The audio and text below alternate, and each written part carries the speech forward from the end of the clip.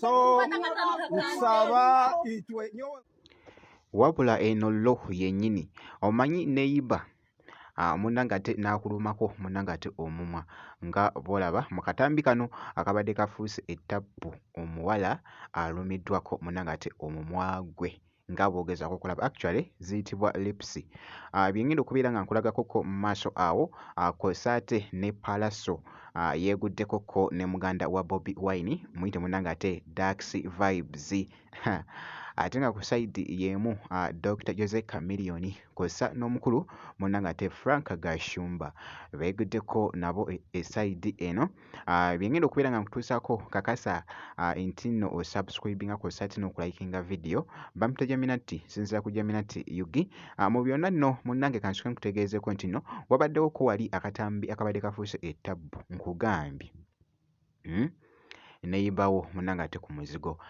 esayidi eno for example wabula nno wabaddewo munnange ate obutakkaanya olw'abantu bano naye nga ye bambi omukyala ye omumwa munnange ate ogwa wansi ogamba asigazzaawo bannange simanyi na pain munnange ate gy'alimu essaawa zino naye kansuke nkwekokko katambi olabe embeera nga bw'ebadde. So nsaba itwe nyowe nk'omuntu ayaba aruho nkakukora ebintu bikwatagine ebi ogwo omukazi yagenda yaba ino omwana kumuyo mu nzu omukazi acweka atandika kugamba yakwasira akana kyakwase tikaka na ntakubiha akana kyakwase nikaka akasika katera hansi kiyamara katera hansi nyina yaza kiyaho amuterori ogukiya muterori naza kwatoro oraguka mukwato omunwa ogwayerwana hosombo enu ogwo mukazi omugufu atari ogwa rukwero unakwata nuwe yarahuro ogu kandi nuwe yamuruma omunwa yagutwaho kuona pe yagumira nyona ninkireba nkigamba kana akigamba abatakabanga ababatakabona bo kwari abona bayanga kumanya ati yamutwaho omunwa nyona nkirebere kare omunwa yagutwaho wenu noreba aho omuntu naho kwezo mwana kutaho muzi yatemba bichi asemere kwana rumwa tubanza polisi atema bichi za polisi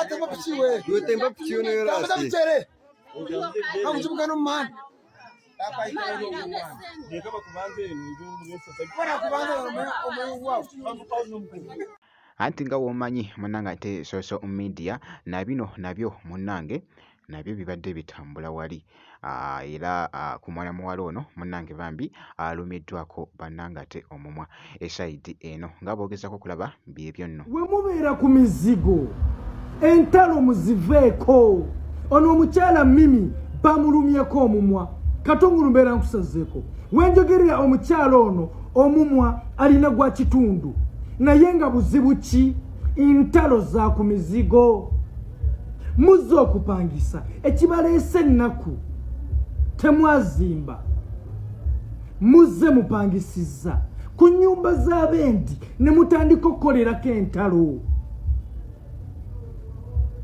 gwe nyakuwa olukusa okulwanira mu nnyumba etali yiyo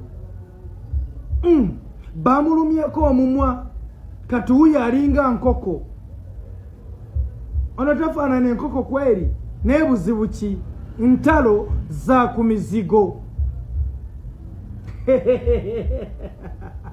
imagine bakubuuza omumwa gwo nga gwa kitundu nalinwana neneiba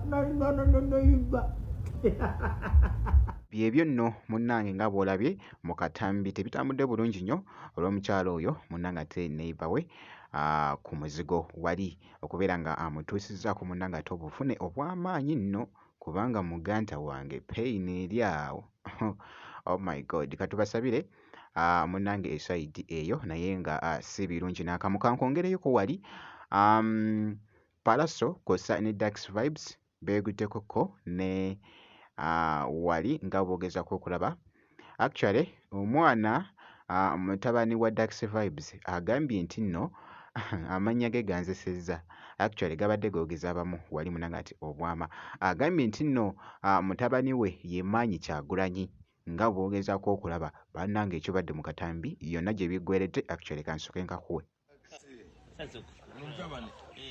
my son bannange Omujazi. Wechenze kulaba Uncle P. Bannange nange nsanze okusanga. Kagame erinnya ly'egwani. Kyagulanyi ani?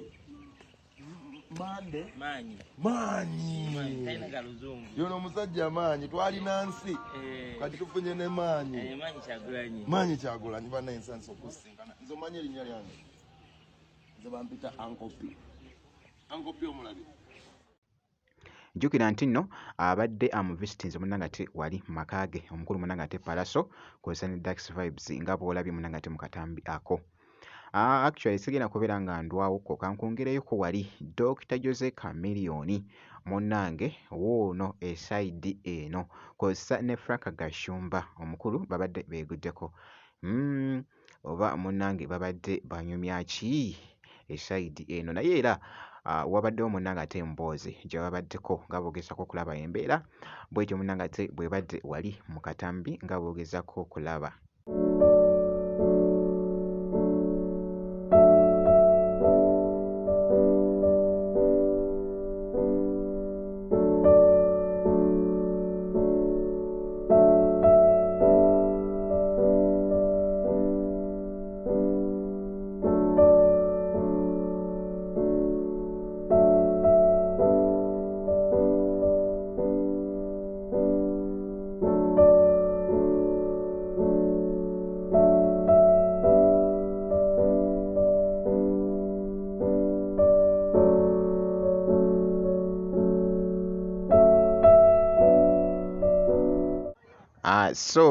Bwe kityo munnanga ate bwe kitambudde nga bw'olabye omukulu munnanga ate Frank Gashumba kw'ossa ate ne Chameleone mu katambi ako akabadde kafuuse ettabbu wali ku mukutu ogwa TikTok.